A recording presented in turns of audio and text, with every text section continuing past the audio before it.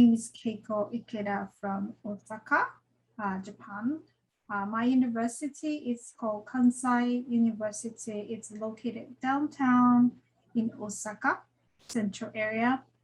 And at my university, I have become a COIL teacher in 2014. And back then it was only one single practitioner, myself, on campus doing a practice called COIL. And not many have done the practice in Japan at the time. I think there were sporadic cases in the different institutions, but it was only an individual effort. And then since then, it was fortunate for us at my university to institutionalize this practice on campus. And then now we have a center dedicated to promote virtual exchange and COIL for Japan, the whole country. That's why I'm here to be talking to you on this topic right now. IIGE is the name of the center, Institute for Innovative Global Education. And it's actually starting to play most recently in the year 2019 and 2020 and on as an Asia resource hub for COIL and the virtual exchange actions. So it's going beyond Japan and expanding to a wide Asia now. And what this implies is that this new pedagogy is being picked up by almost all parts of the world, including now Asia and Asia Pacific. And this is essentially, certainly thanks to COVID-19 impact on our international education. That's what I wanted to address in this talk today. So when I started the COIL practice in 2014, getting started a new program like this, the technology enhanced, and also it's collaborating with another institution overseas, sharing a resource, teaching resources in through that channel, etc., was much more difficult than as you think about it that you're doing it today. So back then, the voices or responses I usually get when I introduce COIL was that, why do you want to stop sending the students abroad by adapting online modes? Why do you need it? And that was the response. But now in 2021, or even during the pandemic, more main 2020 year, people will say, can we possibly start a COIL course with you since we are really keen on starting it up on campus? What a difference. It's amazing to me that knowing how it was back then and comparing it to now. So COIL and virtual exchange were perhaps now very frequently mentioned terminologies in the international education. When things come disseminated widely so fast, there will be interesting developments also expected as well. Let's just have some comparison or references. The similar phenomena that are happening in other terms. For instance, active learning. So active learning, as you know, refers to teaching practices that give students opportunity to work with the concepts over and over in a variety of ways and with opportunities for immediate feedback so that the knowledge can take hold in their own minds. Active learning. But this being understood at times, the name kind of gets disseminated and it have different people understand it in different ways. And now sometimes it's wrongly understood as group work or project is active learning. But without a group work, it's not active learning. Or so the people would tend to think the one single way of teaching qualifies to define or be defined as active learning. And we all know that that's not true. Another phenomena resonating to this may be a term study abroad or conceptualization of study abroad. It's a whole can of worm here, but study abroad, depending on who you ask, may aim mainly at the cultural learning of the target destination or language learning, people might say that. Yet there are so many different kinds of study abroad purposes, as we know. So research lab internships may be one of them. Service learning may be another. There are all sorts of study abroad, and yet they're all different. So coming back to the COIL and virtual exchange here, when we talk about that, as a terminology gets widely recognized, as is happening now, thanks to that COVID rapid response, we also start to notice that there are a wide range of practices that are happening and then that are categorized as COIL or virtual exchange. There are various opinions on this globally blossoming of diverse versions of virtual exchange.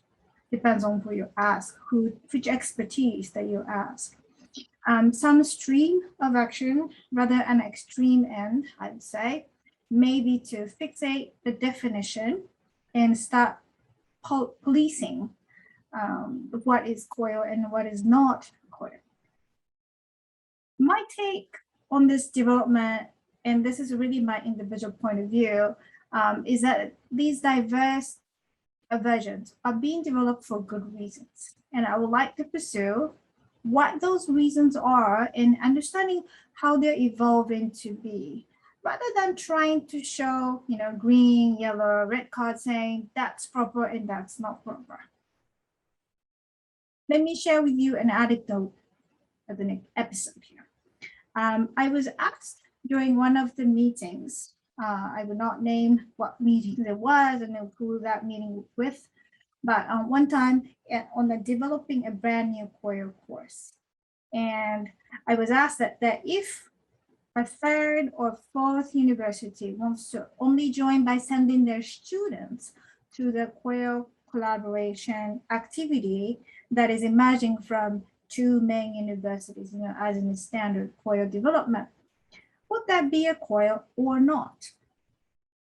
It was a really straightforward question. It was just asked right out, and then I had to respond. So if we stick to the standard COIL model, in which an instructor or his or her students come in a set and to meet up or matched up with another set overseas to make a COIL happen. So two teachers and then two groups of students.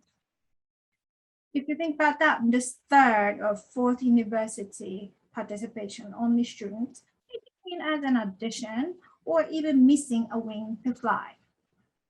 But what I said as a response to that question was that it is not, of course, a bilateral COIL, the standard case of it, but it is certainly a multilateral COIL. And if all the students are engaged in a project designed by two instructors in an active manner, and intercultural learning is assured to happen in that design, there's no reason not to call it COIL. If it feels strange for some people to extend the thoughts to say multilateral COIL, then you can consider calling it a virtual exchange program if that makes more sense to them. I am a linguist in my PhD training, so I am fully aware that typology is important, and I like categorizing phenomena into labels. However, overdoing it also brings risks, and it hinders the very purpose why we needed to bring this new modality into international education to start with. I was asked to touch on a particular question in this talk, that is about mobility and COIL. So the question is, what about mobility? What happens now that the physical mobility, study abroad, will come back soon, hopefully, as a student's opportunity? Will COIL or a virtual exchange practice stay or fade out?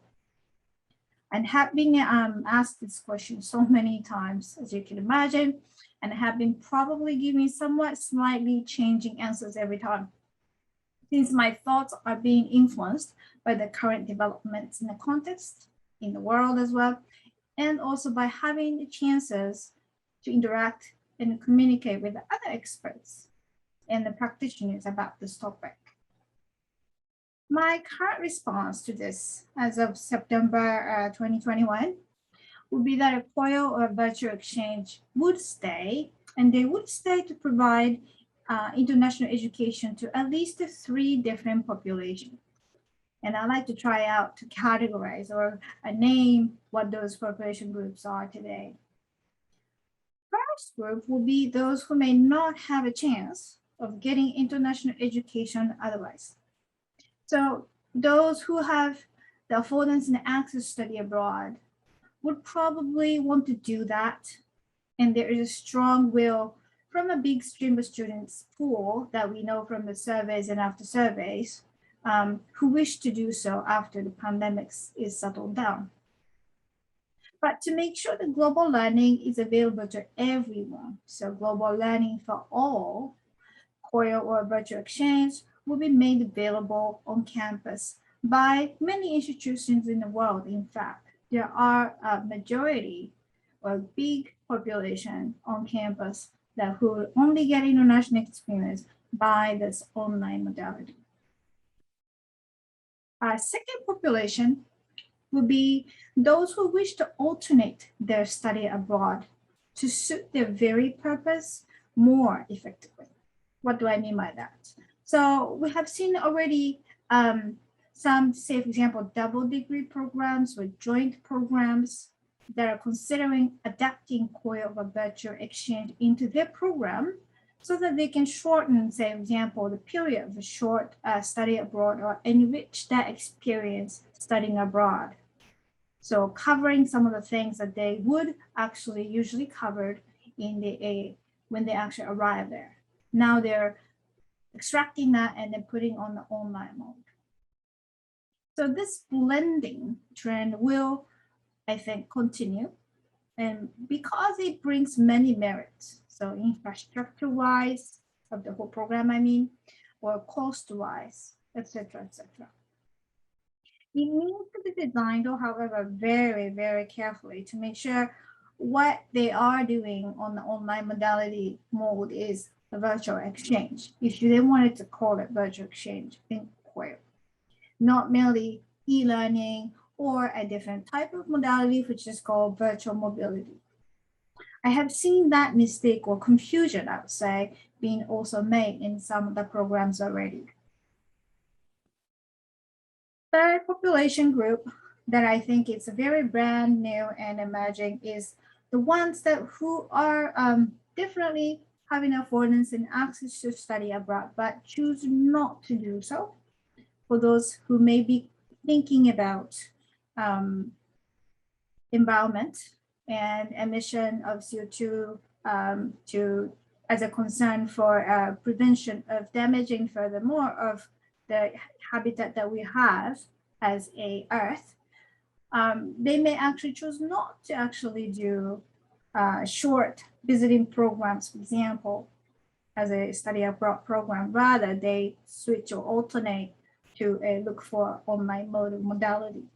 Those might be a small group, might be, but there are, I think, the growing concerns on this trend as well. And I'm very curious this third population group will actually grow further.